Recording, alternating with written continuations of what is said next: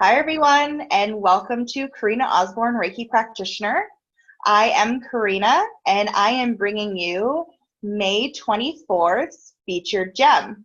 Today, I am speaking with Katie McCrindle, and she is a supportive counselor to people with larger bodies, and she does this through Take Up Space Forever. So, welcome, Katie. I'm so pleased to have you. Hi, thanks for having me on here.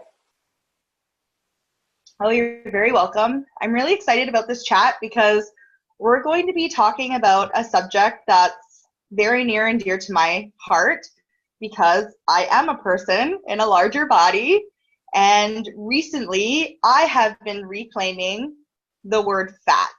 And I love that this is exactly your work.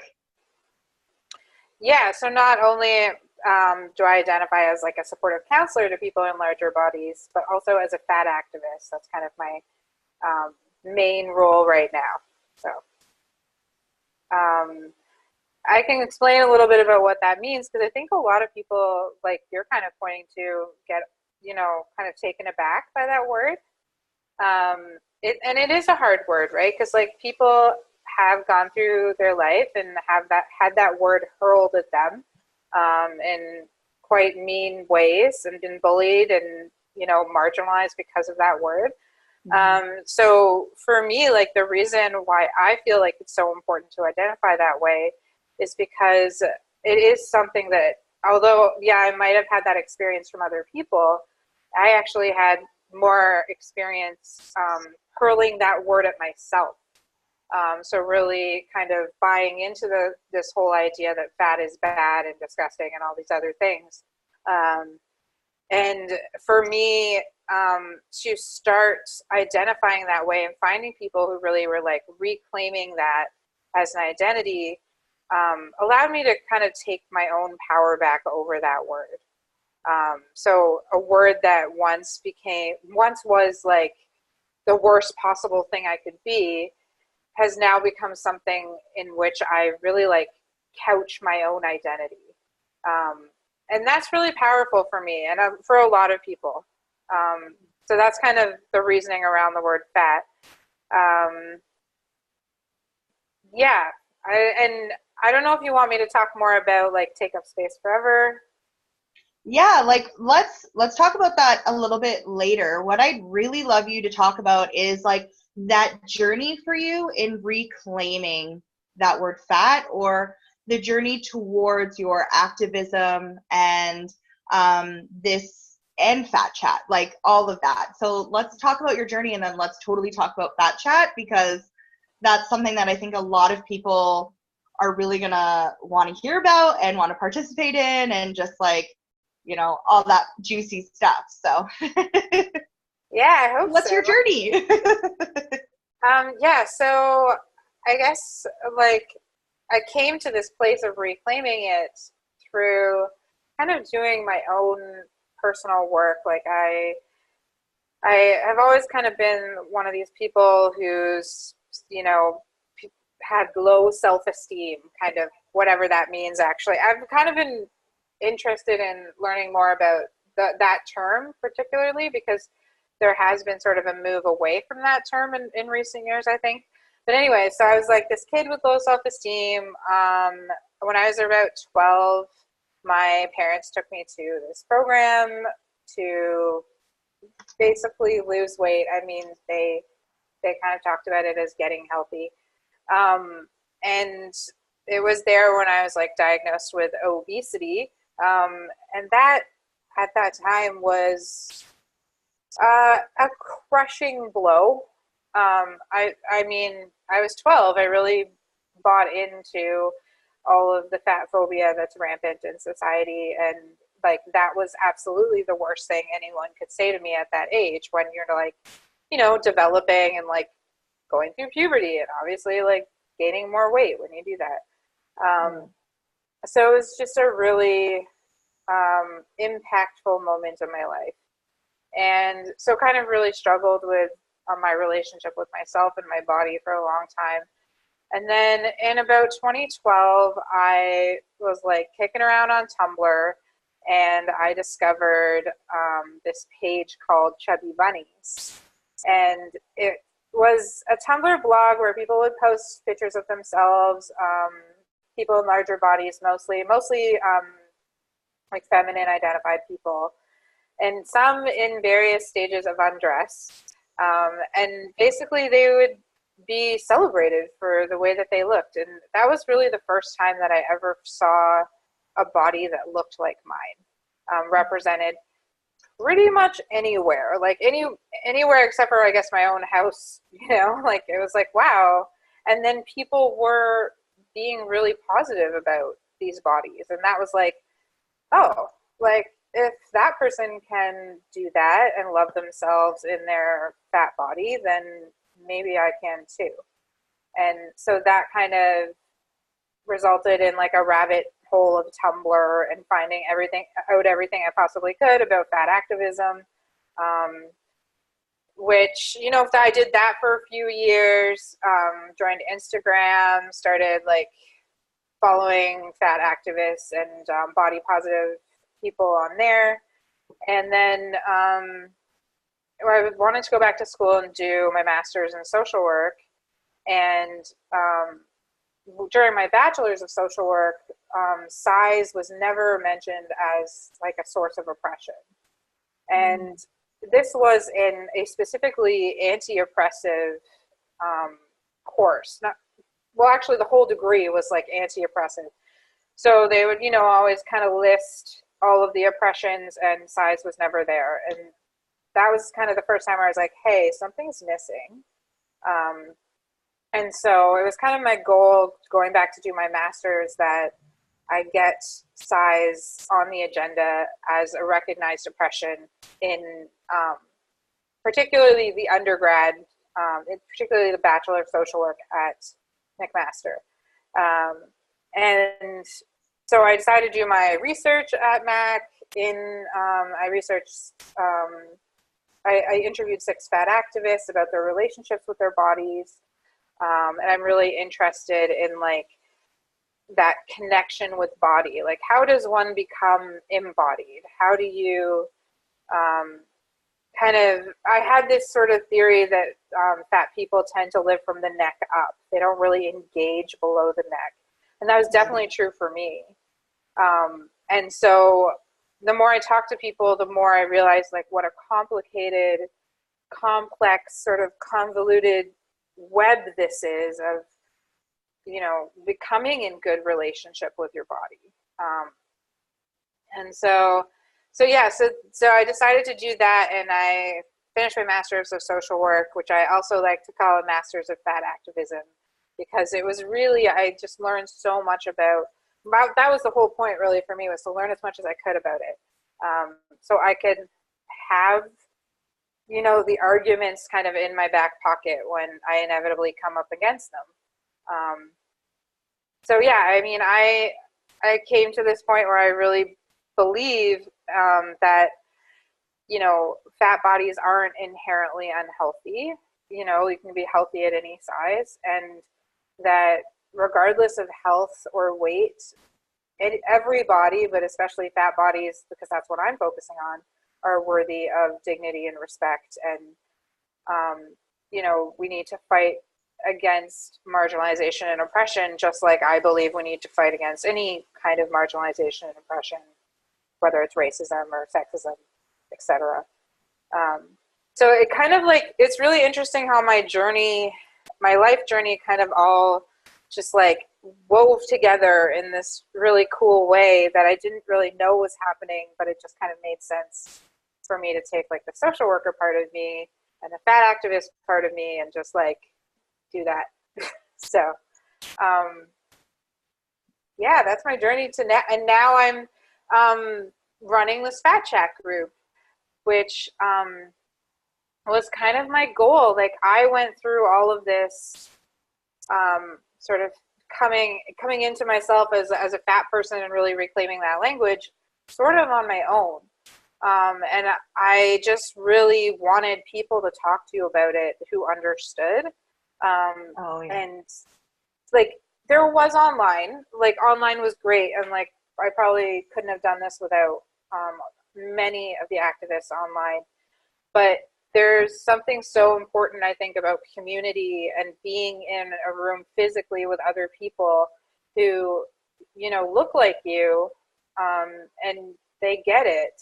You know, you don't have to explain fat phobia to these folks. Like, they know what you're talking about, and you can just kind of vent, and everyone, I guess, kind of sadly, everybody has a similar, or maybe a, you know, an experience in the same realm, and we can all kind of commiserate or celebrate sometimes, like the things that we're doing to kind of reclaim our own ownership over our bodies. And so Fat Chat is like just a social group.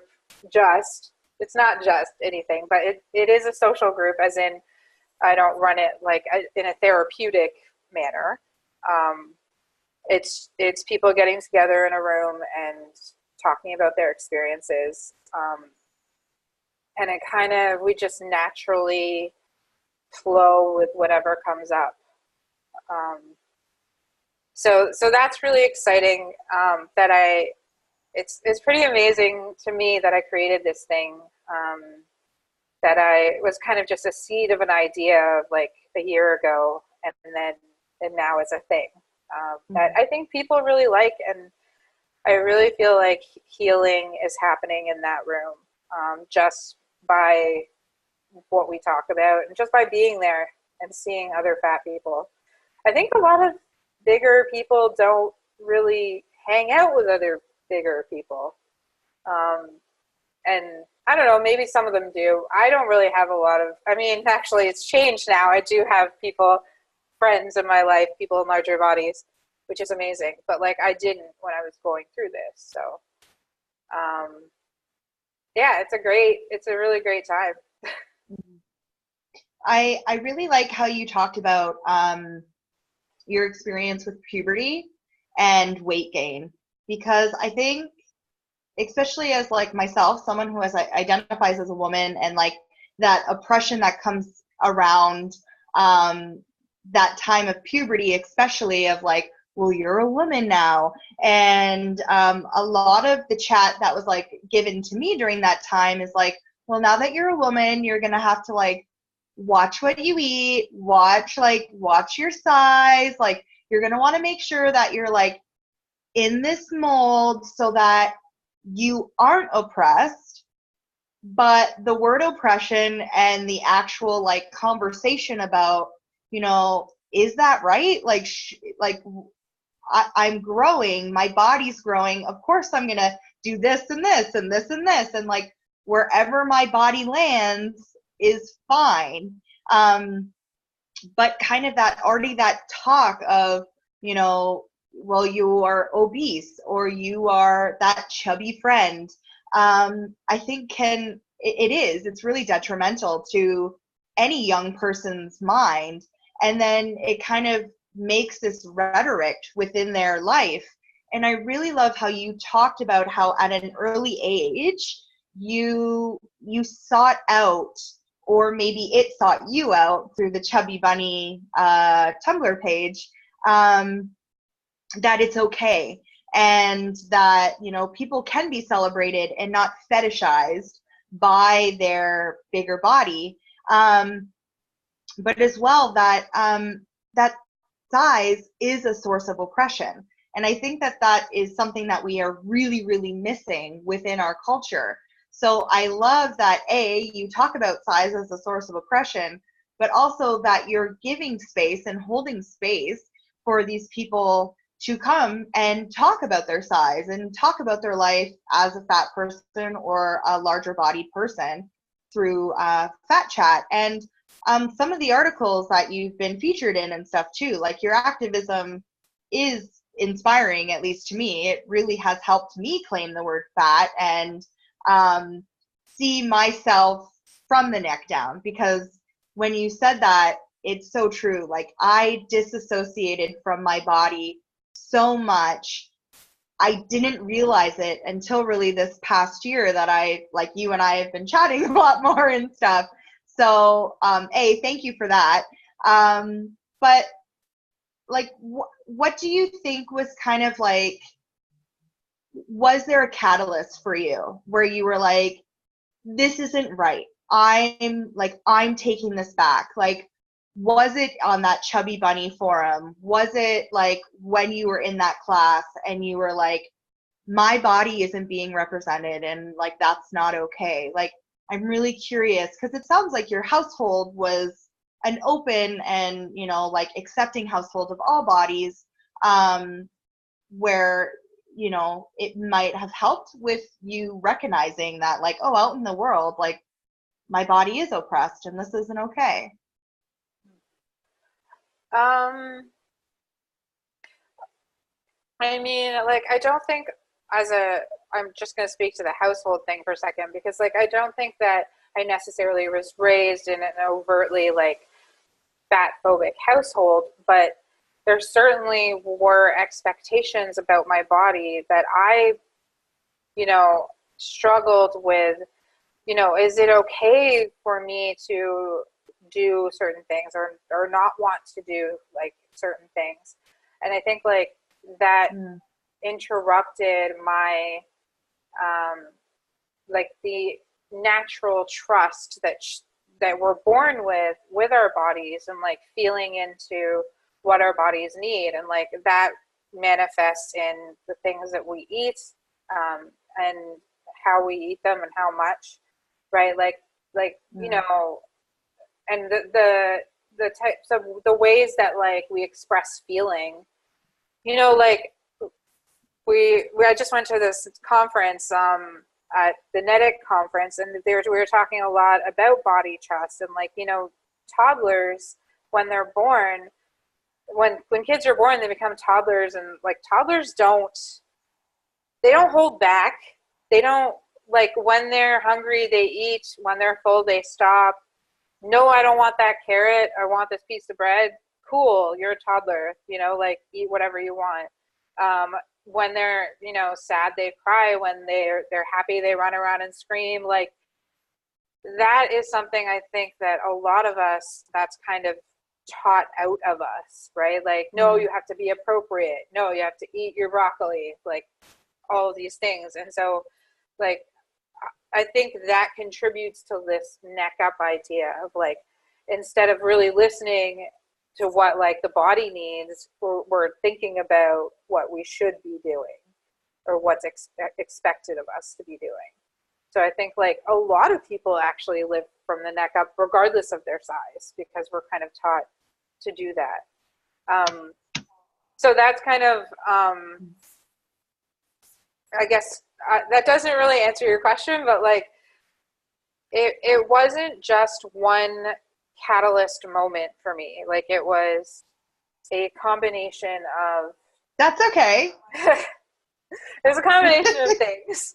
Like, I learned about being embodied, and like at this retreat center I go to, and that's like my spiritual community, and like that was kind of like the start of that piece of it. And then like I learned about fat activism, and then like my social work provides that systemic analysis perspective.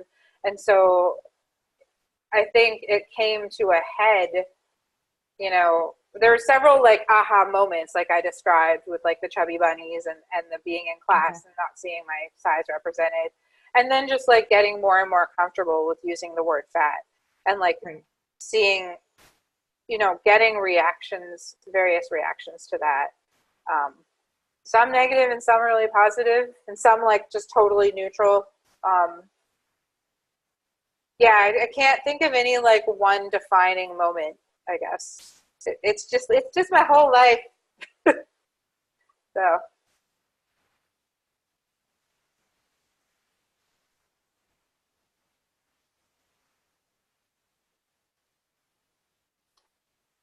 Did I freeze?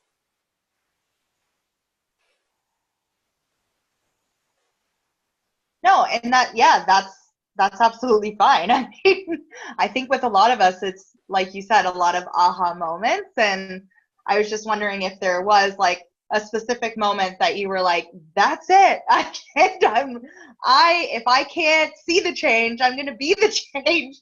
But I think you're right. Like a lot of those moments where you kind of like you said, led you, and it was kind of like synchronicity of like they all added up to be where you are today. So let's talk about Fat Chat.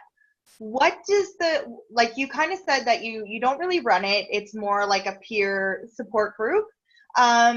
Where's it located? When, like, how can people reach you?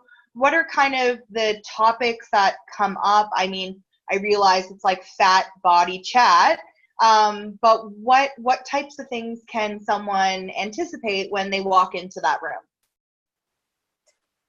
Yeah, so it runs every first and third Friday of the month here in Hamilton at a place called Body Brave, which is 1047 Main Street East across from Gage Park. And it's from 7 to 8:30. And Body Brave is amazing because they've provided us with the space for free. They're an organization that supports people with body image and issues and eating disorders, and they do some amazing work. So I'm so grateful to them. In terms of like what can people expect, you know, you're gonna walk in and see a very happy Katie. Because like I get super psyched when new people come in, and we typically sit down, and the first thing I do when new people are there are ask them to review our group norms, which are really important kind of norms that we've developed as a group to make sure that our space is as inclusive and anti-oppressive and respectful and compassionate as possible. And those are really important to me because, you know, our space is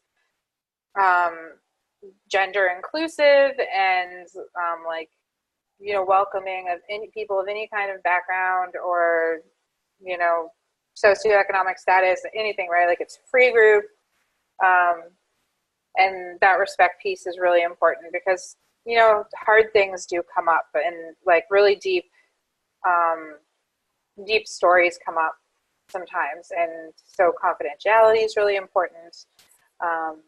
And so usually what I do is I do like a little check-in, and people get to sort of tell us how they are in that moment, or if they want to talk about like the last couple of weeks if we haven't seen each other in a while. And then it just kind of goes from there. Like we've discussed so many different things, clothes, doctors, experiences in the medical establishment, right? Like that's always a big one. You know, how, if like maybe something fat phobic has happened to you in the last little while and you want to just like talk that out, or, you know, you want to talk about something that you've done that you're really proud of, and whether like sometimes we end up just chatting about regular stuff, like nothing to do with being fat, and that's cool too. Like I think the part of it is just the atmosphere of being around people who are kind of, you know, just on a similar page. And we also do end up talking a lot about, and we haven't actually put any of these plans into action, but we've talked about ideas for like advocacy that we could do. So like, I'm trying to like be mindful of confidentiality, but like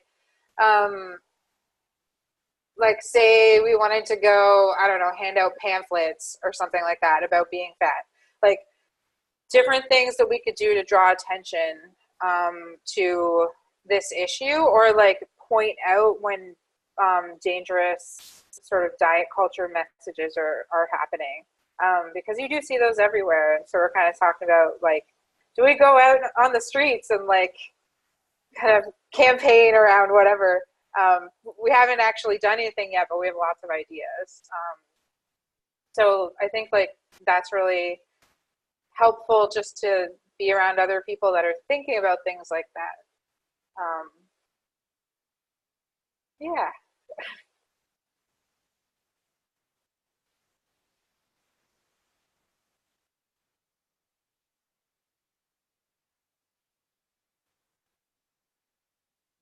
It froze again.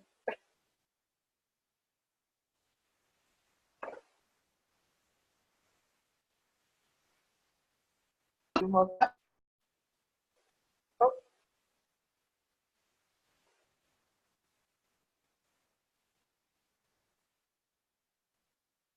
Sorry. oh, there you are. Yeah, sorry. My thing just went whoop. But we're still recording, so we're fine. I caught all of that. My computer froze. So what I thought was really, really important that you talked about with regards to this fat chat is that you aren't just talking about things that make people fat or their fat bodies all the time. People who live in larger bodies aren't just fat. There's many different facets to these people. So I really liked how you were like, sometimes we just talk. Like sometimes it's just like, hey, how's it going? Like a catch up. And I think that's so important because as someone who A, suffers from an eating disorder and B, is a fat person with an eating disorder, that's not what I want to talk about all the time. Like, I don't want to talk about my body. I don't want to constantly be like, yes, I'm fat. Like, thanks. I live with it every day. I know it. I know that I'm oppressed. Like, to just be able to be quote unquote normal in a group of people who identify with the same kind of struggles or similar struggles that I identify with, and just talking is so important because I think it can actually make a conversation so much more rich, because you're not having to say to someone like, yeah, I went to the store the other day and their size 18 is not a size 18. It's like this, where like someone who has a leaner body would be like, yeah, I don't really know. Like they might identify with that struggle in the sense that like they have to go up to a large or a medium, but they don't like, and this is my bias, I guess, like for me, it just seems so much more detrimental to be like, yeah, but like an 18 is already labeled like a horrible size to have to like go up it or like up and up. It makes me feel like so much more like oppressed or whatever. But anyways, I just really liked how you were like, no, sometimes we just talk about like not being like just regular stuff. And I think that is really helpful with like gaining trust and just like, you know, being in the space.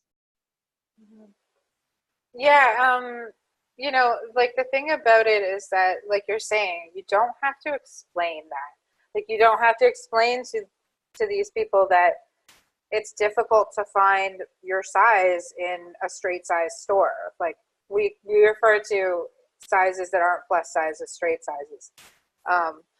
So like that's just a given, you know, like you're talking and they're like, yeah, of course, like that's shitty and I know exactly what you mean. So, and you don't need to like lay the foundation work or like try and convince someone of your experience. They're just like, yeah, I get it. Go on, you know, like tell me more. Yeah, totally. So I really love that you've opened the space up for people. Well, like you've opened this like support up for people within the space of Body Brave, so that a voice can be heard, whoever's voice that is, that needs to be heard around that time. So with saying that, I do like to kind of talk to people a little bit about their struggles through their journey, and just how they find what helps them, like comforts them during that time of struggle, but also what can kind of help pull them out of it.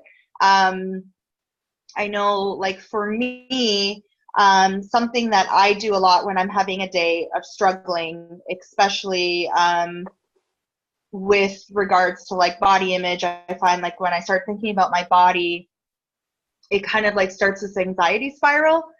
And I have to remind myself, like, kind of like that, I can't remember the test where you're having an anxiety attack and you're like, name 5 things in the room that you can see.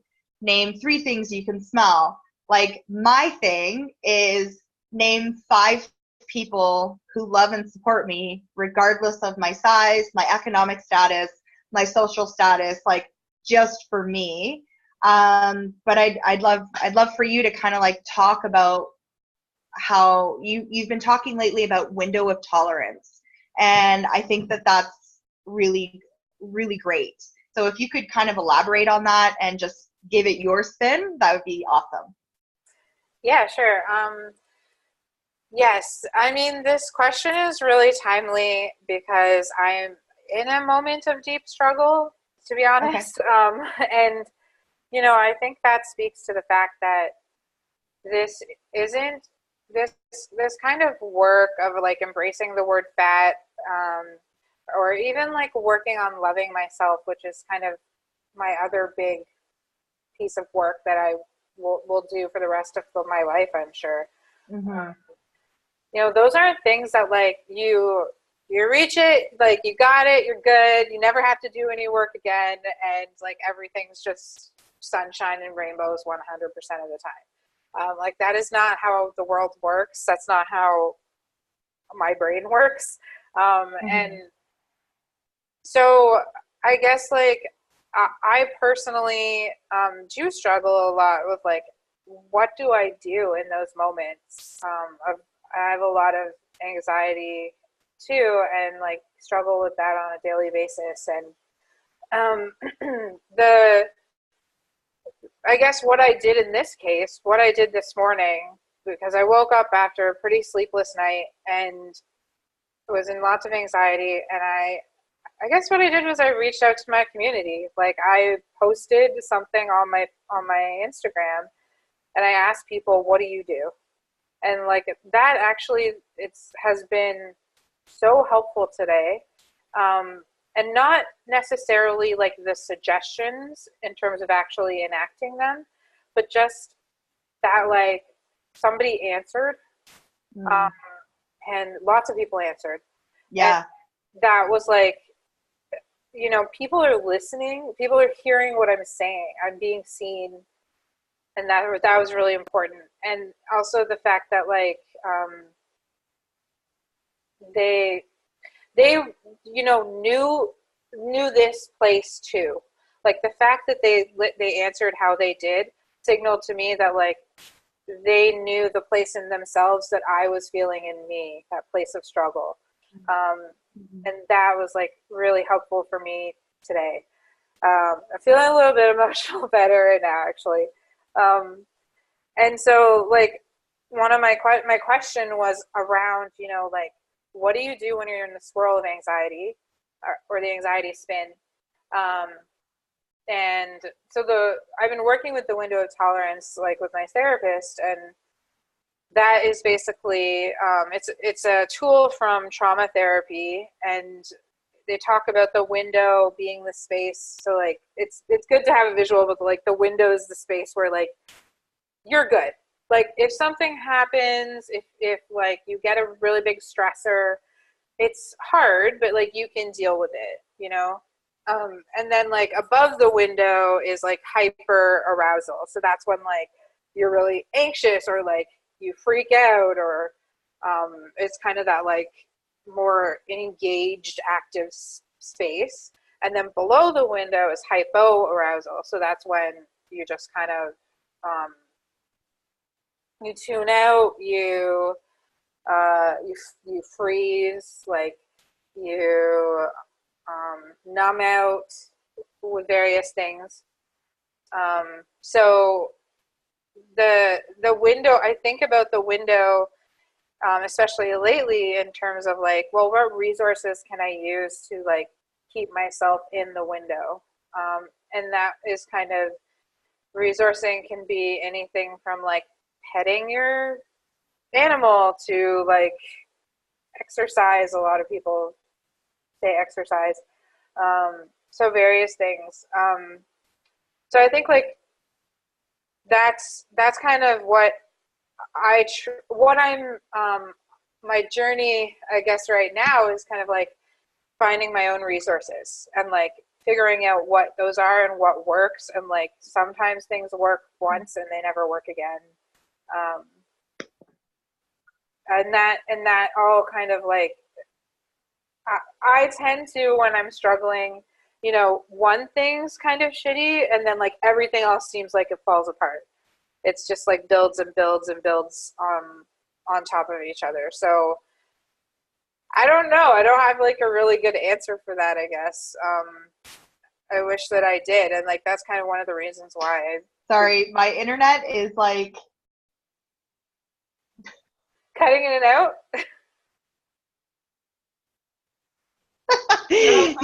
all I can see is your big smile right now. And I love it. Should I keep going? I don't.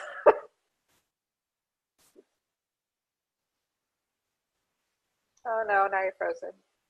Oh dear.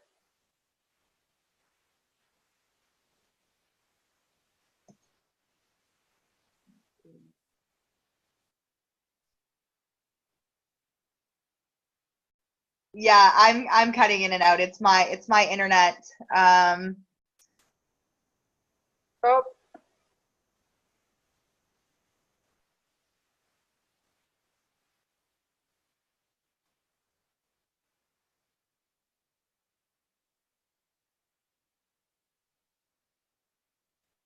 Okay. hi. So I did catch a majority of that. It's my computer that keeps dropping this. Hi. I did really like how you spoke about that. And it reminds me of something that I use in my practice of kind of like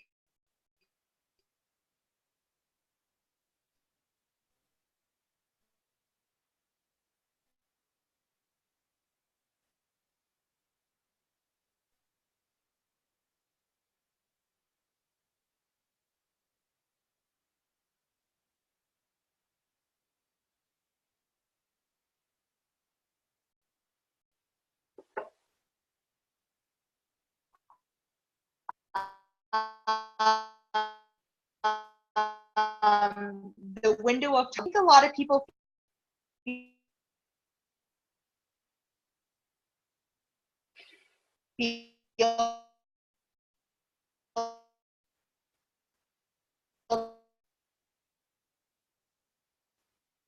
that like when you're helping others through oppression that are good or bad, and there's nothing wrong with being your authentic self. Did it just quickly catch up? There's nothing wrong with being your authentic self and showing that to the world and expressing that. And I think that when you're in this position of power, which I do think that when you're using your voice like actively, and people are listening to you use your voice actively, you are in a position of power. It's really important to live authentically and show people I don't have all my stuff together. And there are going to be days that are harder and I struggle more. So I really appreciate that you, A, put that Instagram post up, and B, that you got all of those amazing feedbacks to help you with your time of struggle right now. That's really important. So thank you for that. Since my internet is kind of being a little wonky, not that I'm not enjoying talking to you, but we have covered a lot of what you do, where people can find you and stuff. But let's actually like direct them to it. So we know that Body Brave, the first and third Friday of the month, they can find you from 7 to 8:30 p.m. for Fat Chat. But where else can people find you? Well, primarily online. So I do have my Instagram account, which is Take Up Space Forever. I'm going to be working on conceptualizing my business soon. So I do have I have a website, which you can find through my Instagram page, or you can email me at takeupspaceforever@gmail.com. I hope to have more offerings like workshops and things where people can kind of like have me come talk to their whoever they want about fat phobia, and so that's something I'd really like to do. I think that's it. Yeah. Okay. And I'll definitely, like I did with the post before, I'll link all of this up within the YouTube description so that everyone can just click, click, click, click, click, and get to you. I just want to thank you so much, Katie, for the work that you do. It's so important, so needed, and you really are making such a huge difference in this world. And I really just appreciate the time that you've given to me. Sorry, I'm getting emotional. The time that you've given to me, and like the way that you've helped me express myself more authentically, and just the way that you do it, it's very caring. And even featured gem is now featured gem because of Katie, and the way that she brought it to my attention was non-confrontational and just really like, this could be more inclusive. So thank you for making a more inclusive world for everyone. Sorry. It means a lot. Thank you. Yeah, I think we're both gonna end up crying, but yeah, I think that because that's what I want, and I, you know, I just want to speak like to the authenticity piece. Is like that is so vitally important to me, that like who I am comes across in my work, and that I can be however I am in that moment through my work, you know, because like I think some people are like, I have to be a certain way and I have to present a certain face, and like Instagram is so like that, right? And of course my Instagram is curated, like everybody's is, but I think like by putting stuff that is super vulnerable up there, that's what helps me to feel authentic about the way that I do it. And I'm so happy that like it's helped you so much. Like that right there is like why I do it, right? So yay, thank you.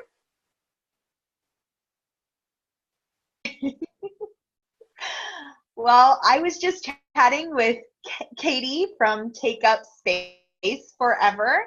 If you would like to be a gem, please contact me via Facebook or Instagram and we can get connected.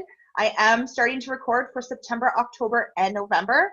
Again, thank you so much, Katie, for joining me. You definitely are a gem. Thank you.